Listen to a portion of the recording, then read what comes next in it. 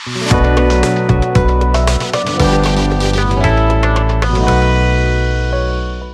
हैं आप सब लोग? आई होप आप सब बढ़िया होंगे। जैसे कि लास्ट लेक्चर में अपन ने issue and redemption of debenture वाला चैप्टर देख चुके थे, उसी से रिलेटेड आज कुछ एमसीक्यूज लेके आए हैं और उन्हीं एमसीक्यूज को आज डिस्कस करेंगे। तो चलिए स्टार्ट करते हैं। एमसीक्यू जो फर्स्ट एमसीक्यू है वो है अपना, when all debentures are redeemed balance in the debenture redemption fund account is transfer to.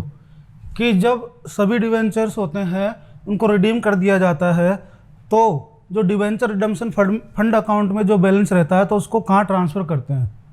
Option दे रखे हैं, कैपिटल रिजर्व में या फिर जनरल रिजर्व में या फिर P&L अप्रोप्रिएशन अकाउंट में या फिर तीनों में ही नहीं करते हैं।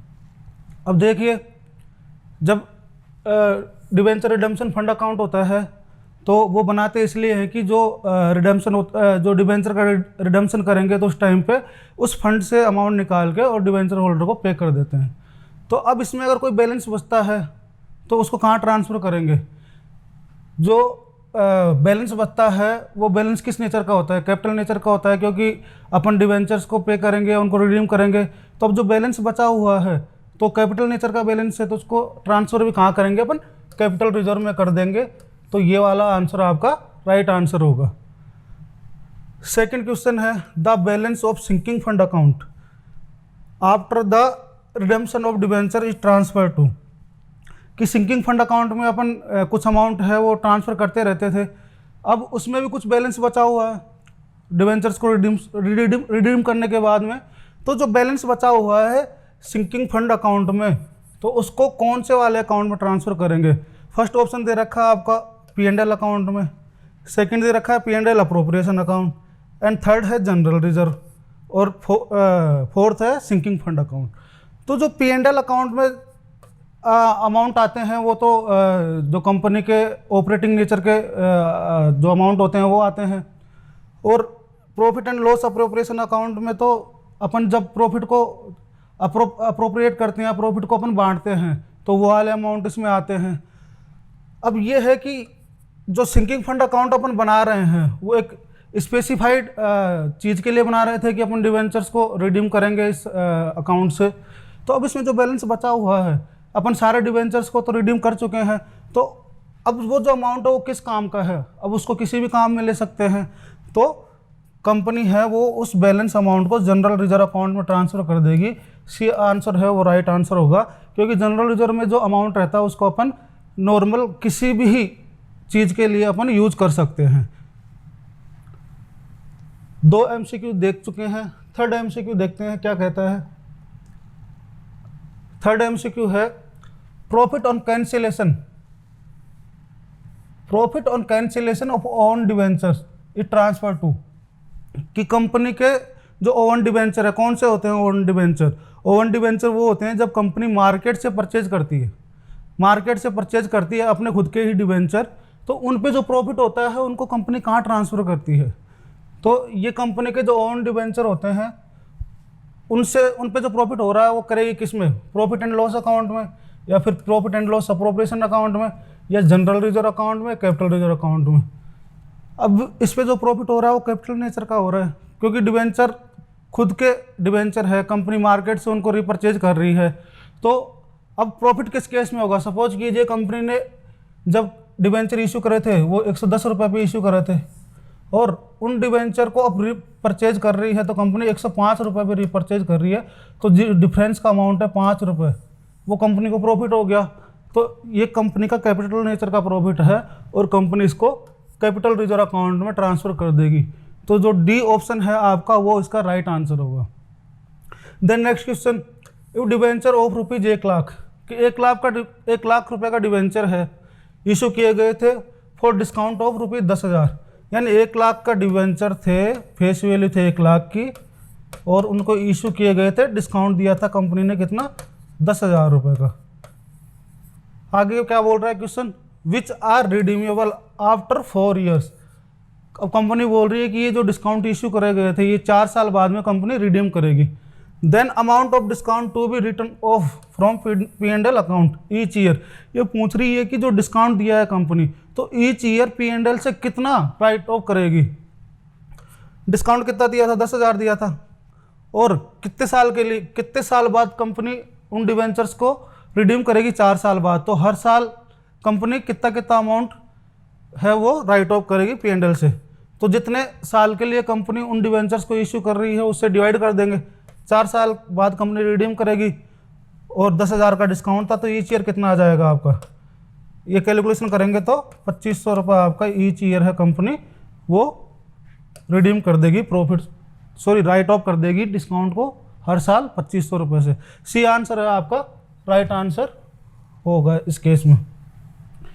देन देखते हैं नेक्स्ट क्वेश्चन। 5th क्वेश्चन क्या बोल रहा है, debenture can be redeemed out of. अपन ने देखा था कि डिवेंचर किस किस चीज़ से अपन रिडीम कर सकते हैं, कौन कौन से ऑप्शन होते हैं कंपनी को रिडीम करने के लिए। तो इसमें दिया हुआ प्रॉफिट, बिल्कुल प्रॉफिट से भी कर सकते हैं, सेकंड है कैपिटल से भी कर सकते हैं। प्रॉफिट से तो कैसे करेगी कंपनी प्रॉफिट कमाती है हर साल सिंकिंग फंड में या डिवेंचर रिडम्पशन रिजर्व बनाती रहती है और उसमें से रिडीम करती रहेगी। कैपिटल में से कैसे करेगी, अपन ने देखा था एक ऑप्शन की कंपनी है वो अपने डिवेंचर को शेयर्स में कन्वर्ट करके भी रिडीम कर सकती है। तो ये वो वाला केस हो जाएगा कैपिटल वाला कि शेयर में कंपनी उनको कन्वर्ट कर देगी। देन प्रोविजन, कंपनी है वो हर साल प्रोविजन क्रिएट करती रहती है और उन प्रोविजन के फिर बाद में कंपनी है डिवेंचर को रिडीम कर देती है। तो डी है वो अपना इसका आंसर सही होगा। ऑल ऑफ द होगी, कंपनी है प्रॉफिट से भी कर सकती है, कैपिटल से भी कर सकती है, प्रोविजन से भी कंपनी है वो डिवेंचर को रिडीम कर सकती है। तो इस केस में आपका जो आंसर होगा राइट होगा all of the above. Then 6th question क्या बोल रहा है, premium on redemption of debenture is ये, कि जो प्रीमियम ऑन रिडेम्पशन अपन एक अकाउंट बनाते हैं जब कंपनी शेयर्स को प्रीमियम पे रिडीम करती है उस टाइम पे, तो ये जो अकाउंट होता है premium on redemption of debenture ये किस टाइप का होता है। ऑप्शन दे रखे हैं personal account, real account, nominal account, suspense account. तो पर्सनल अकाउंट तो कौन से होते हैं, जब किसी पर्सन से रिलेटेड अपन बनाते हैं, पर्सन से बिलोंग करता हुआ कोई अकाउंट होता है तो उसको बनाते हैं। रियल अकाउंट कौन से होते हैं, असेट्स या लायबिलिटी टाइप के जो अकाउंट होते हैं उनको अपन रियल अकाउंट बोलते हैं। एंड नॉमिनल अकाउंट कौन से होते हैं, नॉमिनल अकाउंट वो होते हैं जो कि अपन बनाते हैं टेम्परेरी पीरियड के लिए। टेम्परेरी पीरियड बोले तो 1 साल के लिए बनाया अपन ने, उसका जो बैलेंस बचा हुआ है ईयर एंड पे उसको खत्म कर देते हैं या फिर ट्रांसफर कर देते हैं, तो उनको नॉमिनल अकाउंट बोलते हैं।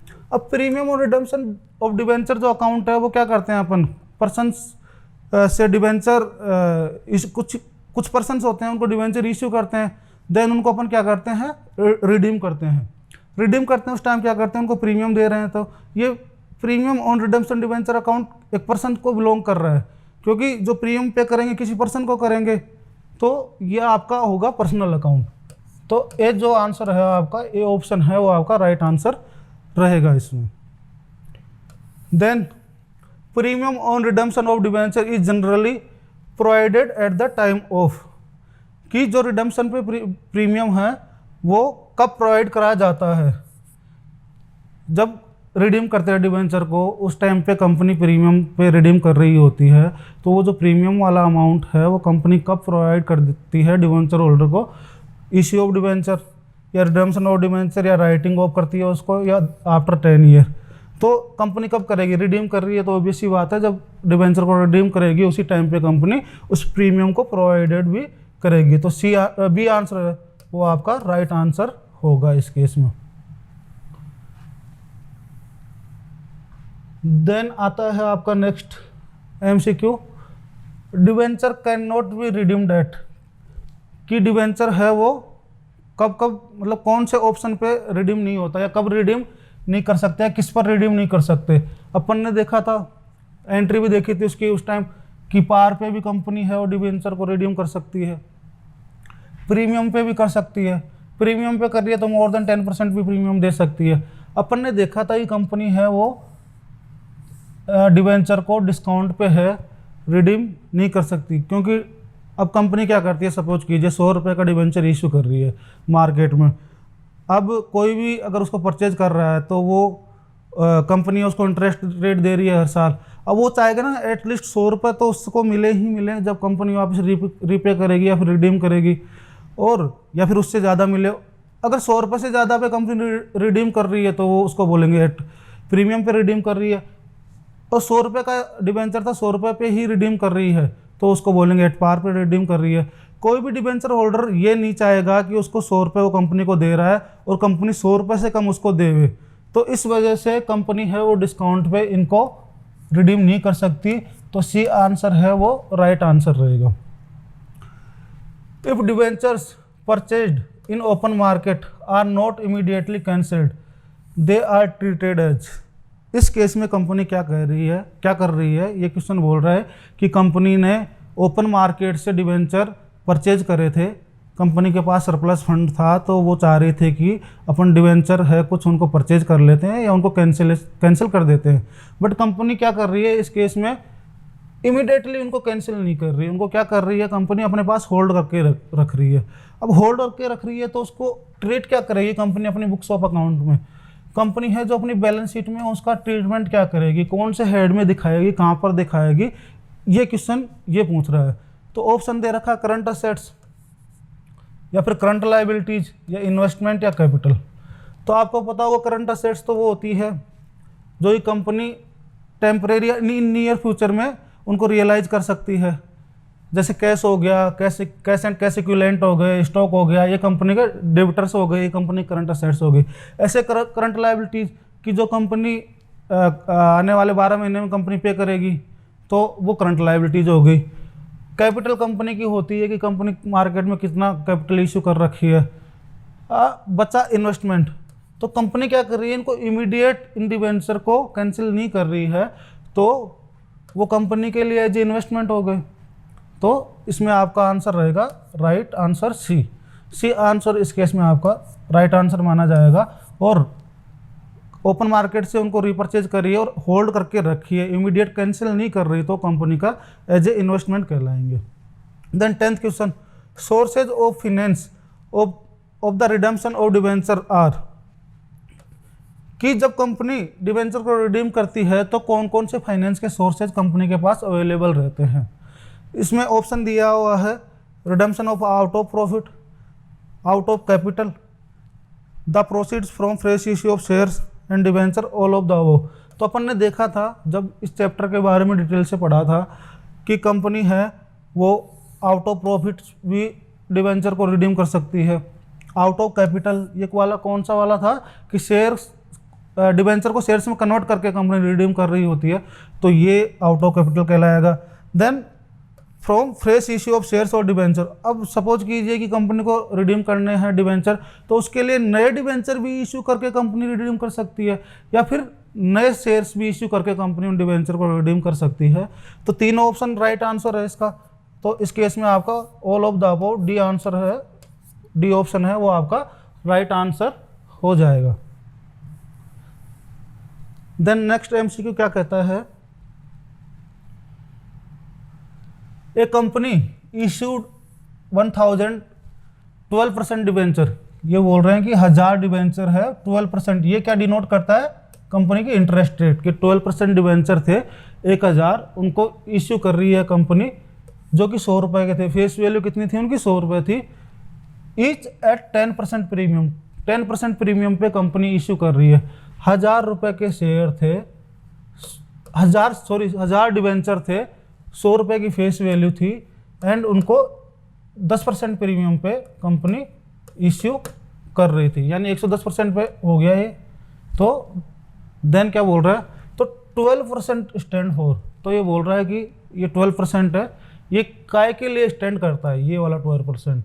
तो इसमें कैलकुलेशन वगैरह कुछ करना नहीं है, कैलकुलेशन वगैरह कुछ पूछ नहीं रहा है, ये ओनली इतना पूछ रहे हैं कि ये जो 12% दे रखा है डिबेंचर के आके, तो ये डिनोट किस चीज़ को करता है। तो जब आपको पढ़ाया था डिबेंचर के बारे में उस टाइम बताया था कि ये 12% डिनोट करता है कि कंपनी उन डिबेंचर्स पे किस परसेंट से इंटरेस्ट देवेगी डिबेंचर होल्डर को। तो ये वाला जो रेट है वो डिनोट करता है इंटरेस्ट रेट। आंसर दे रखा आपका A option rate of dividend, तो रेट ऑफ डिविडेंड तो होगा नहीं क्योंकि डिबेंचर होल्डर को कभी भी या डिबेंचर्स पे कभी भी डिविडेंड नहीं जाता, उनको इंटरेस्ट ही जाता है। रेट ऑफ टैक्स ये तो गवर्नमेंट डिसाइड करती है, तो यहाँ आपने लिखने से तो इसका ऐसा कुछ इन्वॉल्वमेंट होगा नहीं या कुछ बता नहीं सकते कि रेट ऑफ टैक्स क्या रहेगी, रेट ऑफ इंटरेस्ट, बिल्कुल रेट ऑफ इंटरेस्ट रहेगी। इस क्वेश्चन का आंसर होगा आपका सी, रेट ऑफ इंटरेस्ट इसका राइट आंसर होगा। Then 12th question, if redemption of debentures is made by conversion method the amount to be transfer to debenture redemption reserve account will be equal to % of converted amount. अब ये question क्या बोल रहा है कि company है वो अपने डिवेंचर का रिडेम्पशन कर रही है, और कैसे कर रही है, कन्वर्जन मेथड से। कन्वर्जन मेथड कौन सा होता था कि वो उनको शेयर्स में कन्वर्ट करके कंपनी डिवेंचर को रिडीम कर रही है। तो उस केस में कंपनी को जो डिवेंचर रिडेम्पशन रिजर्व अकाउंट है, DRR अकाउंट है, उसमें कितना अमाउंट ट्रांसफ़र करना पड़ेगा। अब भाई कंपनी जब शेयर्स में कन्वर्ट कर रही है तो उसको इसमें ज़रूरत ही नहीं पड़ेगी कुछ भी DRR में ट्रांसफ़र करने की। अगर कंपनी आउट ऑफ प्रॉफिट्स करती तो फिर वो उनको DRR में कन्वर्ट करने की ज़रूरत, DRR में कुछ अमाउंट डालने की ज़रूरत रहती। तो इसमें जो आंसर होगा आपका नॉट रिक्वायर्ड रहेगा। डी आंसर आपका, डी ऑप्शन है वो राइट आंसर रहेगा। देन 13 जो MCQ है वो क्या बोल रहा है, loss on issue of debenture account is shown, कि डिबेंचर को जब इश्यू करते हैं कंपनी, उस टाइम पे कंपनी को लॉस हो रहा है उन डिबेंचर को इश्यू करने पे, तो उन डिबेंचर्स पे जो लॉस हो रहा है उनका कंपनी क्या ट्रीट करेगी, कहाँ पे दिखाएगी कंपनी बैलेंस शीट में। तो होता क्या है, 100 रुपये का डिबेंचर है सपोज कीजिए, उनको कंपनी कर रही है 10 रुपये का डिस्काउंट दे रही है 90 रुपये में, यानी कंपनी को अल्टीमेटली मिल कितने रहे, 90 रुपये, और 10 रुपये का कंपनी को लॉस हो रहा है। तो कंपनी इसका क्या ट्रीटमेंट करेगी। अब ये 10 रुपये का लॉस तो हो रहा है, बिल्कुल हो रहा है। कंपनी क्या सोचती है इस केस में कि ये 10 रुपये अपने को इन फ्यूचर में मिल सकते हैं, ये मिलने वाले तो हैं नहीं, बट कंपनी मान के चलती है कि अपने को 100 रुपये के अपन डिवेंचर दे रहे हैं डिवेंचर होल्डर को, और डिवेंचर होल्डर है वो 90 रुपीज़ ही अपने को वापस दे रहा है। तो ये जो 10 रुपये है ये अपना कभी उनसे मांग सकते हैं, ऐसा कंपनी या कंपनी लॉ कहता है कि अपन ऐसा कर सकते हैं। तो इसका ट्रीटमेंट क्या रहेगा, कंपनी सोचती है कि 10 रुपये मांग सकते हैं तो ये अपनी असेट्स हो गई, असेट्स हो गई तो उनको कहाँ दिखाएंगे, on asset side of balance sheet, liability side में दिखाएंगे, credit side of P&L account में भी दिखाएंगे। तो ये जाएगा अपना on asset side of balance sheet, A option है वो आपका राइट ऑप्शन रहेगा। देन नेक्स्ट MCQ क्या बोल रहा है, premium on redemption of debenture account is, कि जो premium on redemption of debenture account है वो क्या है, असेट है, एक्सपेंसेज है, लाइबिलिटी है या रेवेन्यू है। अब ये जो premium on redemption of debenture account है, premium on redemption of debenture account है, ये कंपनी करती किस चीज़ के लिए बनाती है, कंपनी बनाती है कि जब अपन रिडीम करेंगे डिवेंचर को तो उस टाइम पे डिवेंचर होल्डर को प्रीमियम देंगे, तो वो प्रीमियम देंगे इन फ्यूचर में, तो कंपनी के लिए क्या हो गई, लाइबिलिटी हो गई। तो आपका सी आंसर है, सी ऑप्शन है वो राइट आंसर रहेगा कि ये जो premium on redemption of debenture account है वो कंपनी के लिए लाइबिलिटी है। देन 15th MCQ क्या बोल रहा है, when debenture are issued at par and are redeemable at premium, the loss on such an issue is debited to। अब क्या कर रही है कंपनी है, वो कोई डिवेंचर है, सपोज कीजिए 100 रुपये का डिवेंचर था और उसको इश्यू भी कितने पे कर रही है, 100 रुपये पे कर रही है, लेकिन जब रिडीम करेगी प्रीमियम पे कर रही है, सपोज कीजिए 20% प्रीमियम दे रही है, तो 120 रुपये पे कंपनी उस डिवेंचर को रिडीम कर रही है। तो loss on such issue is debited to, तो ये जो 20 रुपये का लॉस हो रहा है कंपनी को, ये कहाँ डेबिट किया जाएगा। फर्स्ट जो ऑप्शन है वो profit and loss account, second है debenture application and allotment account, third है loss on issue of debenture account, और डी है प्रीमियम ऑन रिडेम्पशन अकाउंट। तो अपन एंट्री क्या करते थे, जब कंपनी एट पार पे कंपनी इश्यू कर रही होती है और कंपनी है वो प्रीमियम पे उसको रिडीम करेगी, तो उस टाइम पे इश्यू करते थे 100 रुपये का डिवेंचर है तो बैंक अकाउंट डेबिट 100 रुपये आ गए, 120 पे रिडीम कर रही थी तो अपन करते थे loss on issue of debenture, debit कितने रुपए का हो रहा है, 20 रुपये का, टू डिवेंचर अकाउंट कितने से करती थी कंपनी, 100 रुपये का, तो 100 रुपये से, and ₹100 to premium on redemption, ₹20। तो यहाँ पे कंपनी डेबिट क्या कर रही है, loss on issue of debenture account. तो ₹20 से loss on issue of debenture account को कर रही है। एग्जाम्पल लिया है अपन ने, तो आपका सी आंसर है वो इसमें राइट आंसर हो जाएगा कि ₹20 है, या जो रिडम्पशन पे जो प्रीमियम दे रही है कंपनी, उनको loss on issue of debenture account में कंपनी डेबिट कर देगी।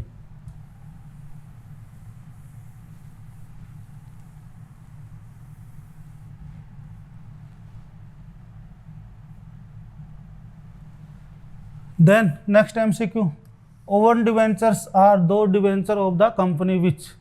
ये पूछ रहा है क्वेश्चन कि ओवन डिवेंचर कौन से होते हैं कंपनी के लिए, तो कौन से होंगे। The company allot to its own promoters, कि प्रोमोटर्स को जो कंपनी है अलॉट कर रही है डिवेंचर, वो वाले वो तो प्रोमोटर के हो गए, कंपनी के थोड़ी ना है। The company allot to its directors, director को इश्यू करे तो डायरेक्टर्स के हो गई, ये वाला ऑप्शन भी नहीं रहेगा इसमें। The company purchase from the market and hold them as investment, या फिर नन ऑफ दीज। अब कंपनी के लिए जो कंपनी के खुद के डिवेंचर है, ओन डिवेंचर है, वो कौन से कहलाएंगे। तो कंपनी क्या करती है, इश्यू कर देती है डिवेंचर्स को, देन वो ओपन मार्केट से रिपर्चेज करती है और उनको होल्ड करती है एज ए इन्वेस्टमेंट। तो वो वाले जो डिवेंचर है वो कंपनी के क्या कहलाएंगे, ओन डिवेंचर। यानी आपका सी ऑप्शन है वो राइट आंसर रहेगा कि कंपनी है परचेज करती है मार्केट से और होल्ड करके रखती है उनको एज ए इन्वेस्टमेंट, वो वाले डिवेंचर है वो ही ओन डिवेंचर कहलाएंगे। देन 17th MCQ क्या बोल रहा है, profit on sale of debentures redemption fund investment in the first instance is credited to. Profit on sale of debenture redemption fund investment, profit on sale of debenture redemption fund investment in the first instance is credited to. क्या होता है कि ये जो DRR होता है, ये debenture redemption fund होता है, उसमें कुछ अमाउंट रहता है। अब उस अमाउंट को कंपनी क्या करती है, कहीं ना कहीं इन्वेस्ट करती है, उस इन्वेस्टमेंट से कंपनी को प्रॉफिट हो रहा है, तो उस प्रॉफिट को कंपनी कहाँ क्रेडिट करेगी, ये क्वेश्चन पूछ रहा है। उस प्रॉफिट को कंपनी क्या कहाँ पे क्रेडिट करेगी।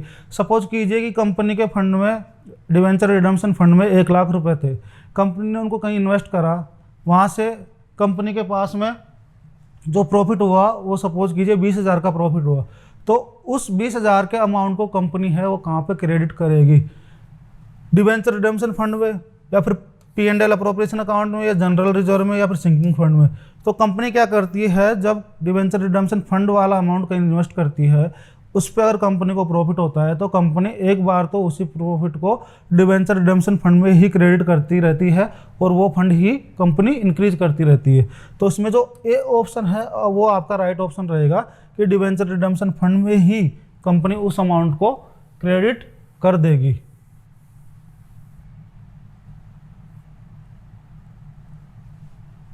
Then next question, when debentures are issued at a discount and are redeemable at a premium, which of the following account is debited at the time of issue। कि company क्या कर रही है, discount पे issue कर रही है debenture को और उनको रिडीम काय पे कर रही है, प्रीमियम पे। तो इनमें से कौन सा अकाउंट है वो डेबिटेड होएगा इश्यू के टाइम पे। इश्यू के टाइम पे कंपनी क्या एंट्री करेगी, सपोज कीजिए एक एग्जांपल के तौर पे इस क्वेश्चन को समझ लेते हैं। स्पेस इतना दिख नहीं रहा मेरे को, फिर भी मैं कोशिश करता हूँ। सपोज कीजिए ₹100 का शेयर था, उसको कंपनी इशू तो कितने पे कर रही है, इशू कर रही है सपोज कीजिए ₹90 पे, और उसको रिडीम कितने पे कर रही है, रिडीम कर रही है कंपनी ₹120 पे। तो अब ये जो अमाउंट है, which of the following amount is debited at the time of issue, accounts which of the following accounts is debited at the time of issue. तो अपन एंट्री क्या करते थे उस टाइम कि bank account debit, then loss on issue of debenture account, and then debenture account, and then अगर premium pay कर रही है तो issue on redeem, premium pay कर रही है तो issue on redemption of premium. ऐसे कुछ एंट्री होती थी, एंट्री करते थे। बैंक अकाउंट डेबिट कितने से, अगर सपोज कीजिए ₹100 का शेयर है, उसको ₹90 पे इश्यू कर रही है तो 90 से कर देते थे। बैंक अकाउंट डेबिट 90 रुपये से हो जाता था। Then loss on issue of debenture debit, तो यहाँ डबल लॉस हो रहा था कंपनी को। एक तो कंपनी इश्यू लॉस पे कर रही थी, देन उनको प्रीमियम पे रिडीम कर रही, तो कितने अमाउंट से यहाँ पे आ जाता था 10 रुपये का, तो ये लॉस हो गया। 10 रुपये कंपनी डिस्काउंट पे इश्यू कर रही है और 20 रुपये उनको ज़्यादा पे कर रही है, तो ये वाला अमाउंट आ गया 30 रुपये। देन करती थी टू डिवेंचर अकाउंट, तो डिवेंचर अकाउंट कितने से 100 रुपये से कंपनी 100 रुपये फेस वैल्यू थी, डिवेंचर अकाउंट में 100 रुपये आ जाते थे। Then to premium on redemption, तो प्रीमियम कितना दे रही है रिडेम्पशन पे कंपनी 20 रुपये का दे रही है। तो यहाँ पे डेबिट क्या हो रहा है, loss on issue of debenture account. तो आपका जो आंसर हो जाएगा वो हो जाएगा loss on issue of debenture account. C answer है वो आपका राइट आंसर हो जाएगा। अब इसमें ये भी आ रहा है कि to premium on redemption of debenture account, पर उस वाले अकाउंट को तो कंपनी क्या कर रही है, क्रेडिट कर रही है। डिवेंचर अकाउंट है उसको भी क्या कर रही है कंपनी, क्रेडिट कर रही है। And profit and loss account इसमें आ नहीं रहा, तो आपका राइट आंसर हो जाएगा loss on issue of debenture. ऐसा कोई क्वेश्चन आया तो आप एक बार, आपको अगर एंट्री ध्यान में है तो एंट्री करके आप उस क्वेश्चन को देख ले, तो उससे आपको आइडिया हो जाएगा कि कौन सा अकाउंट है वो डेबिट हो रहा है और कौन सा अकाउंट है वो क्रेडिट हो रहा है। देन नेक्स्ट एमसीक्यू क्या बोल रहा है, profit on redemption of debentures in transfer to which account, कि रिडेम्पशन पे जो प्रॉफिट हो रहा है वो कंपनी कहाँ ट्रांसफर करेगी। अब भाई डिवेंचर है, उनका रिडीम कर रही है कंपनी, रिडीम कर रही है, उससे कुछ प्रॉफिट हो रहा है, तो उसको कहाँ पे ट्रांसफर करेगी, कैपिटल रिजर्व अकाउंट में, सिंकिंग फंड अकाउंट में, जनरल रिजर्व में, या फिर प्रॉफिट एंड लॉस अकाउंट में। तो रिडेम्पशन ऑफ डिवेंचर पे जो प्रॉफिट हो रहा है कंपनी के लिए कैपिटल नेचर का प्रॉफिट है, तो कंपनी क्या करेगी, इसको कैपिटल रिजर्व में ही ट्रांसफर कर देगी। तो ए ऑप्शन है वो आपका राइट आंसर होगा। Then next MCQ, profit of cancellation, profit on cancellation of own debenture is, कि ओन डिवेंचर पे जो कंपनी का प्रॉफिट हो रहा है वो कौन सा प्रॉफिट रहेगा, रेवेन्यू प्रॉफिट रहेगा, कैपिटल प्रॉफिट रहेगा, ऑपरेटिंग प्रॉफिट रहेगा, ट्रेडिंग प्रॉफिट रहेगा। अब रेवेन्यू प्रॉफिट है, ऑपरेटिंग प्रॉफिट है और ट्रेडिंग प्रॉफिट, ये तो कंपनी को कब होते हैं, जब कंपनी अगर कुछ सर्विस प्रोवाइड कर रही है या कुछ सेल कर रही है, तो उनको सेल करने से, सर्विस प्रोवाइड करने से जो प्रॉफिट होते हैं वो तो जाते हैं इन वाले अकाउंट में। अब डिवेंचर है, अपन बार बार ये वर्ड आ रहा है प्रॉफिट की, कौन सा प्रॉफिट होगा इनको, तो जो डिवेंचर को रिडीम करने पे प्रॉफिट हो रहा है वो कैपिटल नेचर का प्रॉफिट है, तो कैपिटल रिजर्व में कंपनी ट्रांसफर कर देगी। तो जो कैपिटल प्रॉफिट हो रहा है तो कैपिटल प्रॉफिट होता है कंपनी के लिए, कैपिटल रिजर्व में ट्रांसफर करती है। तो इसमें पूछ रहा है कि कौन सा प्रॉफिट होगा, तो कैपिटल प्रॉफिट कंपनी के लिए होगा। Then next MCQ, 6000 debentures of ₹10 each were discharge by issuing equity share of ₹10 each at 20% premium, the number of share issued will be. ये पूछ रहा है कि कंपनी के कुछ डिवेंचर थे, उनको कंपनी इक्विटी शेयर इश्यू करके रिडीम कर रही है, तो कितने number of share company issue करेगी उन डिवेंचर्स के लिए। तो 6000 डिवेंचर है, 10 का 1 है, तो 6000 डिवेंचर है, 10 रुपये का 1 डिवेंचर है, 60,000 रुपये के डिवेंचर हो गए। इश्यू क्या कर रही है कंपनी, इक्विटी शेयर 10 रुपये का है और 20% प्रीमियम पे। तो शेयर कितने इश्यू करेगी कंपनी, शेयर है वो आपका 10 रुपये का शेयर है और प्लस 20% इस पर प्रीमियम दे रही है, तो 20% 10 रुपये का हो जाएगा यानी 2 रुपये, तो प्लस 2 रुपये हो जाएगा, यानी 12 रुपये पे कंपनी शेयर इश्यू कर रही है डिवेंचर्स को। तो 60,000 को अपन 12 से डिवाइड कर देंगे, तो आपका जो नंबर ऑफ शेयर इशू करेगी कंपनी वो कितने आ जाएंगे, 5000। तो सी ऑप्शन है वो आपका राइट ऑप्शन हो जाएगा। कि कितना पे करेगी अल्टीमेटली कंपनी डिवेंचर होल्डर को, और कितने रुपए के शेयर है वो कितने रुपए का इश्यू कर रही है। अगर प्रीमियम पे इश्यू कर रही है तो प्रीमियम अमाउंट इंक्लूड कर लेंगे, डिस्काउंट पे इश्यू कर रही है शेयर को तो डिस्काउंट कितने का दे रही है वो लेस करने के बाद में वो वाला अमाउंट उससे डिवाइड करके अपन है वो कंपनी का नंबर ऑफ शेयर निकाल लेंगे। अगर पार पे कर रही है तो जितने का फेस वैल्यू या नॉमिनल वैल्यू है शेयर की उससे डिवाइड कर देंगे, तो नंबर ऑफ शेयर कितने इश्यू करेगी डिवेंचर होल्डर को वो आ जाएंगे। Then BST limited want to redeemed its 910% debenture at the ₹100 at 105% by converting them into shares of ₹10 each at ₹9 each, the number of shares to be issued will be. इसमें भी, इस question में भी company है वो shares को debenture को redeem कर रही है शेयर्स में कन्वर्ट करके, बट इस क्वेश्चन की लैंग्वेज थोड़ी क्या है, लेंदी दे रखी है, थोड़ा घुमा के दे रखा है क्वेश्चन। तो अपन टुकड़ों में इसको रीड आउट करेंगे एंड देन लिखेंगे, उसके बाद में अपन इसका आंसर देखेंगे। कंपनी रिडीम करना चाह रही है 900 शेयर, 10% डिवेंचर, ये 10% ये तो रेट ऑफ इंटरेस्ट है, इसका तो कोई मतलब है नहीं, एट द ₹100 एट 105%। तो 900 रुपये के शेयर थे कंपनी के, 100 रुपये का एक शेयर था, और उसको कंपनी ये हो गए अपने 90,000 रुपये के। कंपनी क्या कर रही है, उसको एट 105% पे रिडीम कर रही है, तो यानी 5% का कंपनी क्या कर रही है, उनको प्रीमियम दे रही है। तो प्रीमियम ऑन रिडम्पशन कितना आ जाएगा, 5% ले लेंगे अपन, या तो इसका निकाल लेते हैं सीधे, या यहीं पे 105 से मल्टीप्लाई कर लेते हैं। 100 रुपये का है, 105 में इश्यू कर रही है, तो या तो 105 से मल्टीप्लाई कर लो, या टोटल अमाउंट का 5% और निकाल लेते हैं, उसको ऐड कर लेंगे। तो ये आपका कितना हो जाएगा, 4500 रुपये। तो यानी 90,000 के डिवेंचर है, उनको 94,500 रुपये देगी कंपनी। अब शेयर के लिए क्या बोल रही है, उनको कन्वर्ट कर रही है शेयर में, कि 10 रुपये का शेयर है और 9 रुपये में कंपनी है उसको कन्वर्ट कर रही है, यानी 9 रुपये के ही शेयर दे रही है। फेस वैल्यू तो 10 रुपये, लेकिन कंपनी जब कन्वर्ट कर रही है और उस टाइम पे शेयर इश्यू कर रही है, तो वो 9 रुपये का शेयर ही कंपनी उनको दे रही है। तो 94,500 को 9 रुपये से अपन डिवाइड कर लेंगे, तो ये कितना आ जाएगा,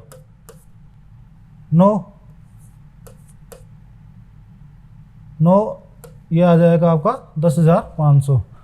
तो इसका जो राइट आंसर रहेगा आपका बी आंसर राइट आंसर रहेगा। 10,500 शेयर है कंपनी, उन डिवेंचर को कन्वर्ट करेगी शेयर में, तो 10,500 शेयर इशू करेगी।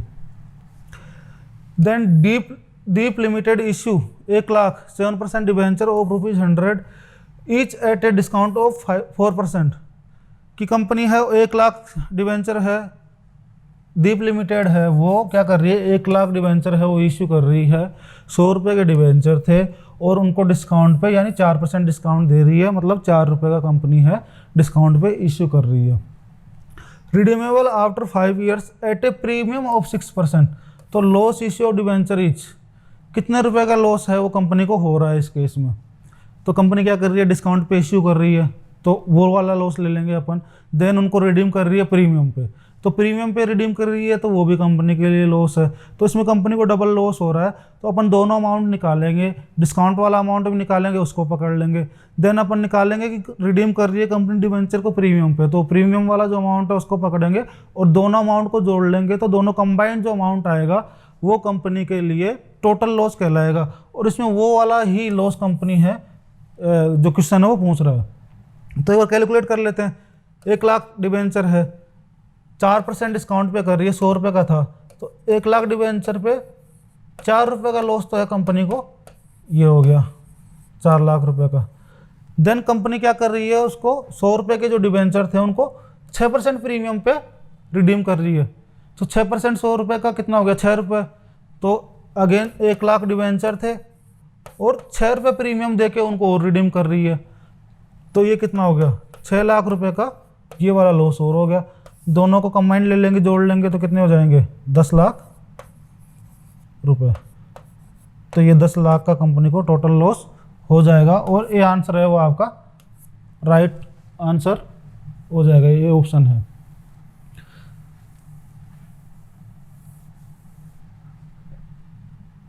देन अगला एमसीक्यू क्या कह रहा है, डिवेंचर इज ए, कि डिवेंचर क्या होता है, लोन सर्टिफिकेट होता है, कैश सर्टिफिकेट होता है, क्रेडिट सर्टिफिकेट होता है, या इनमें से कुछ नहीं होता। तो डिवेंचर कंपनी कब इश्यू करती है, जब कंपनी को पैसे चाहिए होते हैं, और वो किस टाइप का जो फॉर्म होता है डिवेंचर का, वो होता है जो लोन कंपनी ले रही है डिवेंचर होल्डर्स को, उनको डिवेंचर दे रही है, पैसे ले रही है, तो कंपनी के लिए लोन हो गया। तो इसका जो आंसर होगा वो भी होगा लोन सर्टिफिकेट। तो ए ऑप्शन है वो आपका राइट आंसर हो जाएगा। देन नेक्स्ट एमसीक्यू क्या बोल रहा है, डिवेंचर होल्डर्स आर द, कि डिवेंचर होल्डर होते हैं कंपनी के लिए क्या होते हैं, कस्टमर होते हैं कंपनी के। कस्टमर होते हैं या फिर ओनर होते हैं या फिर क्रेडिटर्स होते हैं। तो कस्टमर तो कंपनी कौन होते हैं, कंपनी जिनको सर्विस प्रोवाइड कर रही है या जिनको गुड्स का सेल आउट कर रही है वो कंपनी के लिए कस्टमर हो गए। ओनर कौन होंगे, ओनर तो शेयर होल्डर होते हैं, जो कंपनी के शेयर होल्डर होते हैं वो कंपनी के ओनर होते हैं। तो जो क्रेडिटर्स ऑफ द कंपनी है, कंपनी के लेनदार ही होते हैं, क्योंकि कंपनी इनको एक पीरियड के बाद में रीपे करती है, तो ये कंपनी के हो गए क्रेडिटर्स ऑफ द कंपनी। तो सी ऑप्शन है वो आपका राइट ऑप्शन हो जाएगा, राइट आंसर सी हो गया इस केस में। देन नेक्स्ट केस क्या बोल रहा है, in case of issue of debentures as a collateral security for loan from the bank which account will be debited.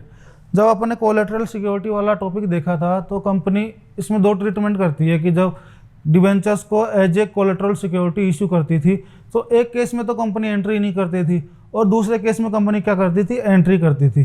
तो ये पूछ रहा है कि, ये क्वेश्चन पूछ रहा है कि from the bank which account will be debited.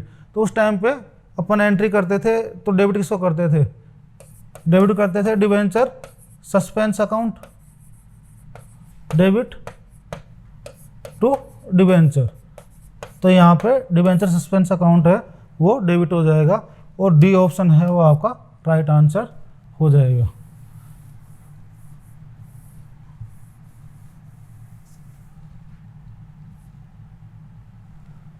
Then next question, if debentures of rupees 4,50,000 are issued for the consideration of net assets of rupees 5 lakh, balance rupees 50,000 will be credited to। इस case में क्या हो रहा है कि assets है वो तो है 5 लाख की और कंपनी डिवेंचर कितने के इश्यू कर रही है, डिवेंचर जो इश्यू कर रही है वो 4,50,000 के इश्यू कर रही है।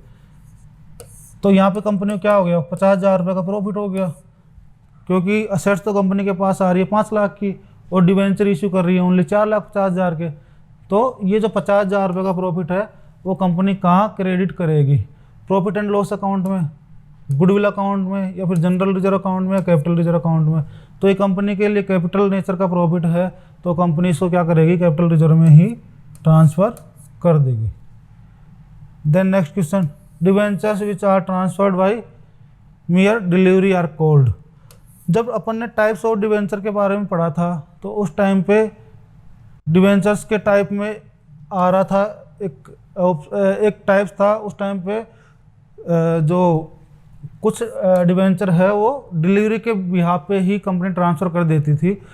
तो वो कौन से डिवेंचर कहलाते हैं, registered debenture, first debenture, bearer debenture, none of this account. Registered debenture में तो कंपनी क्या करती थी कि इनका name, address and number of holding कि कितने डिवेंचर होल्ड कर रखे वो सब मेंटेन करके रखती थी और इनको जब ट्रांसफ़र करते थे तो एक रिटर्न डीड लगती थी, उसके बिहाफ पे कंपनी ट्रांसफ़र कर सकती थी।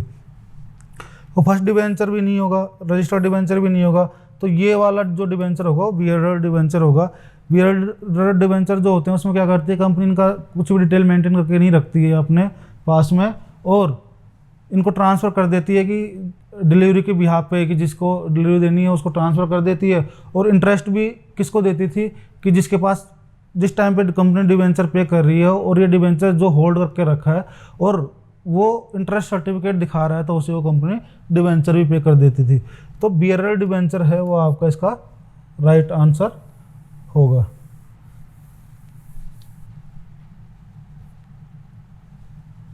Then next question, in the balance sheet of a company debentures are shown under the head कि डिवेंचर जो है वो कंपनी की बैलेंस शीट में कंपनी कहाँ शो करती है।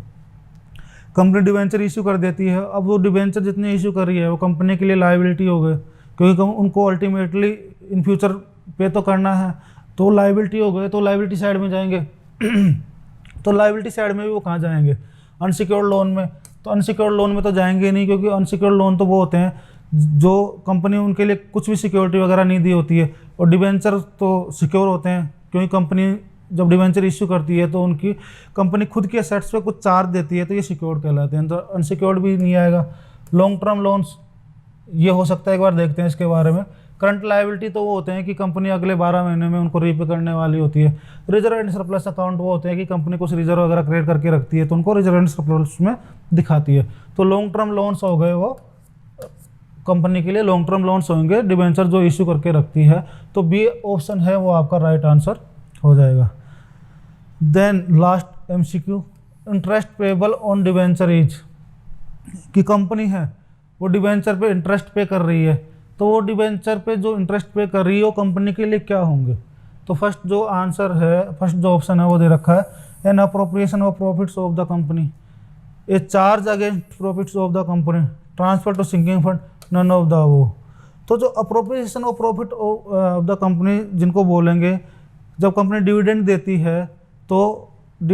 है तो वो कंपनी के लिए होता है अप्रोप्रिएशन ऑफ प्रॉफिट।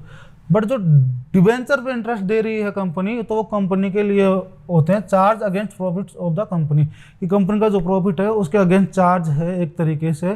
तो ये जो बी ऑप्शन है वो आपका राइट आंसर रहेगा, कि जब कंपनी इंटरेस्ट पे कर रही है डिबेंचर पे, तो वो कंपनी के लिए होंगे ये charge against profit of the company.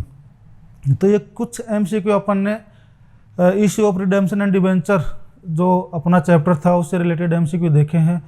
In questions में आपको कुछ भी डाउट हो या कुछ भी समझ में नहीं आया हो तो आप प्लीज़ कमेंट करके ज़रूर बताएं कि इस पर्टिकुलर क्वेश्चन में कुछ डाउट था या कुछ ऑप्शंस में हमको डाउट था, तो उन सब के बारे में बताएं। अगले जो लेक्चर आएगा उसमें कुछ एमसीक्यूज़ और लेके आएंगे और उन एमसीक्यूज़ के बारे में डिटेल से डिस्कशन करेंगे। तब तक के लिए थैंक यू सो मच।